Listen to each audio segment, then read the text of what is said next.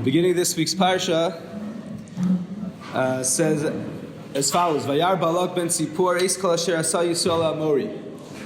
Balak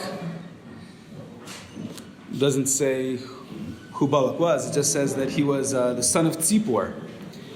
He saw everything that Bnei Yisrael did to the Amori nation.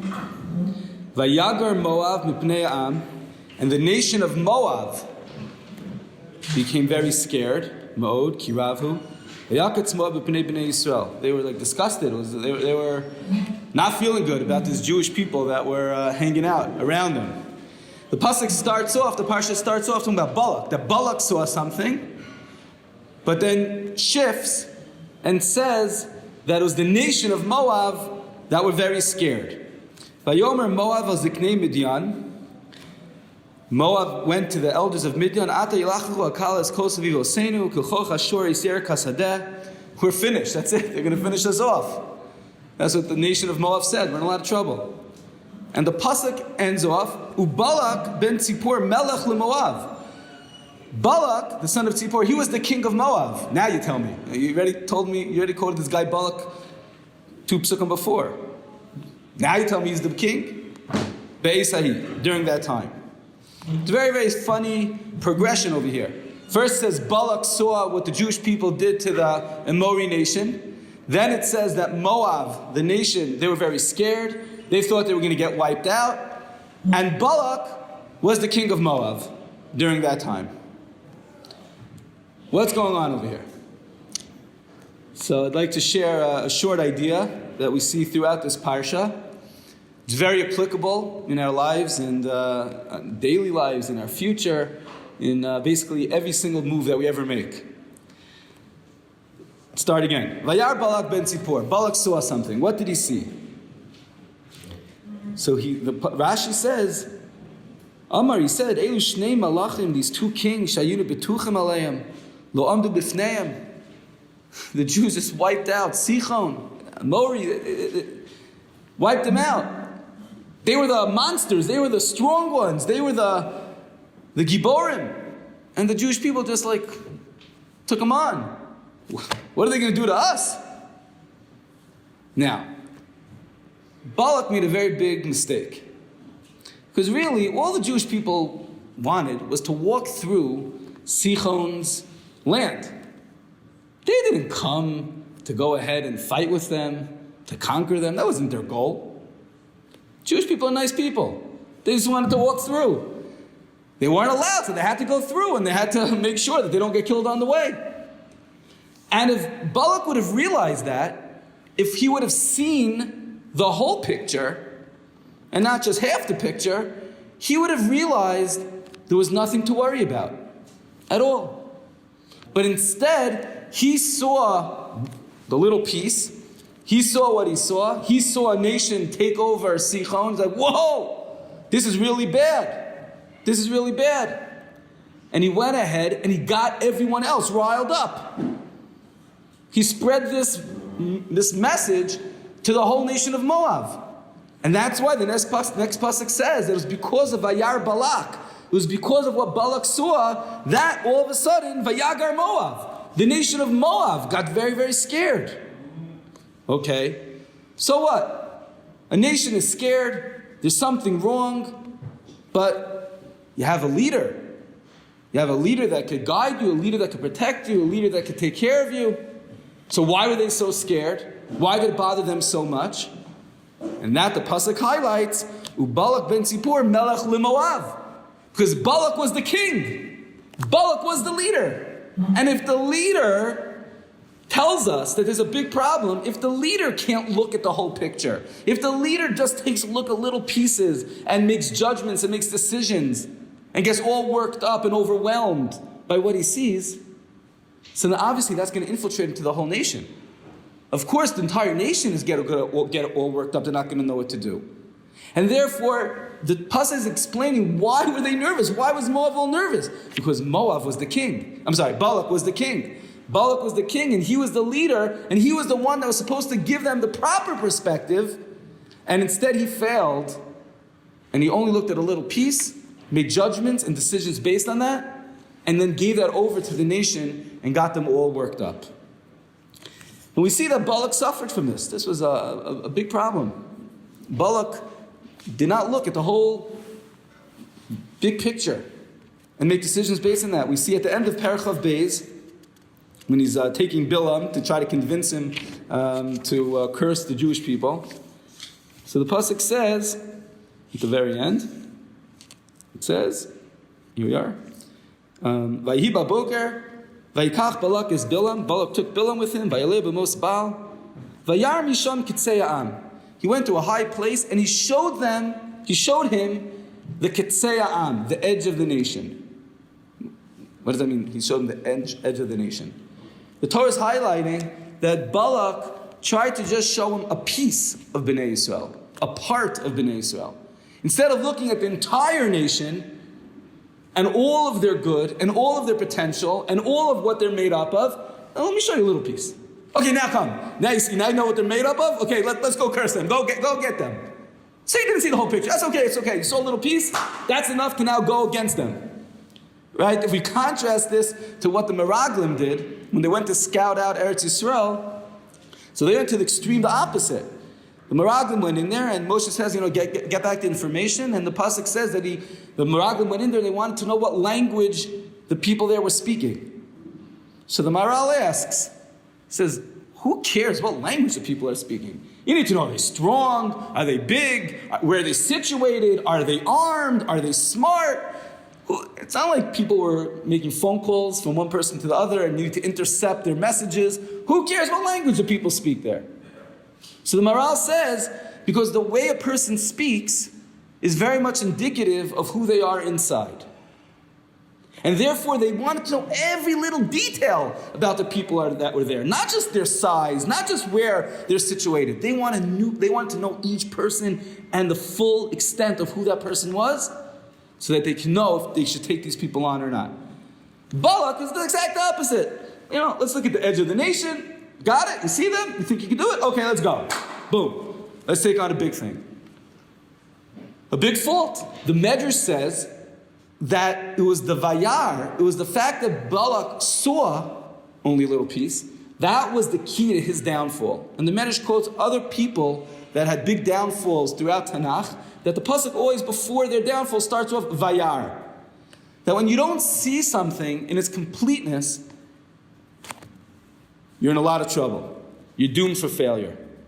By the third nevuah of Bilam, you see that Bilam also had this midah, this character trait. By the third nevuah, it says that Bilam was Shesum Ha'ayin. In Parachav Daled, pasuk Gimel and Daled, it says that he was Shesum Ha'ayin. Shesum Ha'ayin, what does that mean? Rashi has two pshatim. Either he was missing an eyeball, he just had a hole there, or he was blind in one eye. Why is that important? What does his nose look like? Why is that important? Because the Torah is coming to highlight that he wasn't looking with two eyes. He wasn't looking to see the whole picture. He was seeing a half a picture. And he didn't see the whole potential of the Jewish people. And that's why he thought that he'd be able to go ahead and curse them. The Mishnah in Pirkei Avos, when describing Bilam, says that Bilam was ayin ra'ah. He had a bad eye. He didn't use his eye, his ability to see the depth, the amkus of a person, of the Bnei Yisrael. He looked with superficially. That was his way of looking at things, and that was the way that he operated. There's a story of a certain Rav who counseled people in their shalom bayis. If they had issues with their marriage, they'd come to him, he'd give them advice, and he was very, very careful always that none of his family members would be around. Keep this private. So one night, in the middle of the night, some lady comes banging on the door, and she looks all disheveled. She says, I need to speak to the rabbi, I need to speak to the rabbi. The son opened the door. So he got his father, and the son hit on the side. And the lady starts crying and yelling, my husband's abusive, and he doesn't take care of me, and he hurts me, and he yells at me, and he starts telling story after story after story. And the rabbi said, it's the middle of the night now, and do you think you could at least tell your husband that I want to speak to him? He said, yeah. So the next morning, the husband comes in. The son had seen what had happened, The next morning, the husband came in, and the son was also, again, on the side, listening in without his father realizing it. And he said to the man, he said, so, how's life? So the husband said, oh, it's horrible. It is horrible. My wife is driving me nuts. She yells at me. She throws things at me. She doesn't take care of anything in the house. Everything is falling apart. She yells at the kids. She uses me against the kids. It's a disaster. I don't know what to do with myself. So he said, okay, I'd like for the two of you to come together tomorrow. Okay. Then when the husband left, he noticed that his son was behind the door over there. So he went over to his son, and he said to him, tell me, last night when you entered the door in the middle of the night and you saw this lady come in, what did you think? He said, I felt so horrible for this lady. What an evil husband that guy is. Look, he beats her and he this and he that. And my heart just went out to her.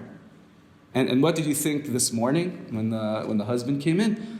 I realized the guy's a tzaddik. Look what he's been living with all these years. The lady's a witch. So the father said his father. Said, you see from here a very, very important lesson. There's actually a halacha in Shulchan Aruch. When two people come and one says, this guy owes me money, etc., you're not to listen to one person's side of the story without the other guy being there. Because every time you hear one side of the story, that's one side of the story. Very often when we hear one side of the story, we get all worked up and we get all emotionally attached to the person and we already have our decision of what we're going to do to the other guy. And I've seen this many times. People will make decisions without even hearing the other side of the story. And sometimes the other side of the story will blow you away. You never would have dreamt that there's something else totally going on, a totally different picture. And it's very, very crucial that we always go and make sure that we're looking at the whole picture. Even if we think it's obvious, no shaila, there's no question in the world that what this one person is telling us is right, we have to know. Decision 101. You don't make decisions and you don't make judgments until you hear the other person's side as well. And this is when we look at every single situation, every scenario that we're involved in. We have to try to think, what are the ramifications? What did this come from? Where did this come from? Why is this person acting this way? We have to try to not look with tunnel vision at this little thing and say, oh, that's what it is. Kids running around the house, he's going crazy, he's making a mess, and look, my son is so wild. What are they teaching him in school? And then, your wife comes in and gives him a cookie, and all of a sudden he's all better. He was hungry. His hunger manifested himself in being wild, but he's not really wild, he was starving, he just did not express himself. Sometimes there's a lot more to a story than what meets the eye. Now, this isn't easy. Some people it's much more natural too. Some people have to work harder at this. But we always have to take a step back from every single situation and say, what is going on over here? Is it like this or is it like this? Is there more that I should investigate on? We would do that if we were investing in the stock market. Right? We wouldn't say, oh, my friend told me this is doing well. Okay, let's put the money in there. Right? We'd look and understand. Maybe it was just that week that did well, but the week before it went down like that. What's going on? What's the whole story? What's the history? What's the future? We'll look into everything. This is where Balak and Bilam failed. Now, how do you work on this? How does a person become better at this? So one area is to become a little more humble. Because I saw a very nice idea, cute word, in the name of the Sadi Gera Rabbi. He said on this pasuk, N'uma gever shesuma ayin, he says as follows. He says, N'uma gever shesuma ayin. When is the shesuma ayin? When is that person's eye closed? When it's N'uma gever, when he's a gavra, when he's strong, when he's riding high. When things are going well and you're making money and you're successful and everything's awesome. So then, you think it, of course, Baruch Hashem, Baruch Hashem, Baruch Hashem, oh, Toda Lakel, yeah, everything's going great, right? But it's also because of me. It's because of me that I'm being so successful, right? Our eyes are a little bit blinded from the reality. But then the pasuk continues and it says, no fell, but when you fall, uglu yedayin. Then your eyes become revealed. Your eyes become open. When a person is not doing as well, so then all of a sudden they say, look, I don't know what to do. I can't do anything with myself anymore. Hashem, help me. It's all you. I need you. I need you. I need you. When a person is strong, when a person is riding high, shisumayin. It's not so clear. When you think that you know everything and you understand everything and you're an expert in this area, and all of a sudden one side of the story comes in, I know the answer to that one. I've done that one before. But when a person's a little more humble, they say, I'm not so sure if what that person is saying is exactly the way it sounds. Maybe there's more to the story. Maybe there's something pushing that person to do that. Maybe there's something else motivating them. And you go ahead and you look more and more and more into the story and you see a clear picture. But this is a very important lesson for us. With our interpersonal relationships, it's one of the reasons that when you have a real relationship, texting is one of the worst things that could happen in the relationship. Because you don't see the person. You don't really know what they're thinking, what they're feeling. You see the words, but how many times I know me, and I'm sure other people as well, you misread a text. They didn't put their exclamation point in the right spot, and they didn't use the emoji in the right way. And I had a friend who thought LOL meant lots of love. So, if you make a mistake for a long time like that, that could cause lots of problems. Why is this person telling me how much he loves me? I'm saying it's a little weird. But if you have to know, how do you read a text? When you see a person's face, right? Then you can understand, they look upset. They look happy. They look calm. They don't mean anything by that statement. That was a pretty powerful statement. They weren't angry. But an email, a text, it could be very, very detrimental. Could be very, very hurtful, and you could really get into big texting wars and no one meant anything. Just stop and, what did it mean? We have to remember not to be superficial. We have to think, we have to use our brains, we have to use our heart, we have to use our eyes to look into things as deep as possible. And like we saw in the beginning of the Parshat, that is one of the character traits of a leader. It was because Balak was the Melech Moav that the whole Moab was all up in arms about nothing. There was nothing wrong. The Jews weren't going to hurt them at all. Everything was good. They beat out Sichon. That was a technicality because they didn't let them go through. And Balak, as the leader, could have set the tone for so many other people. And we could do the same as leaders in our own lives, in our families, in our friends. We could very often, people could be all worked up and we could be a leader and we could just go ahead and set it straight. Let's take a step back. Let's be calm for a moment. What was this about? What really happened? Did they really mean it? Did they not? And then we could see, Be'ezus Hashem, that we can make the proper decisions and we could judge in the best way and we can be more successful in everything that we do. Shavua Tov.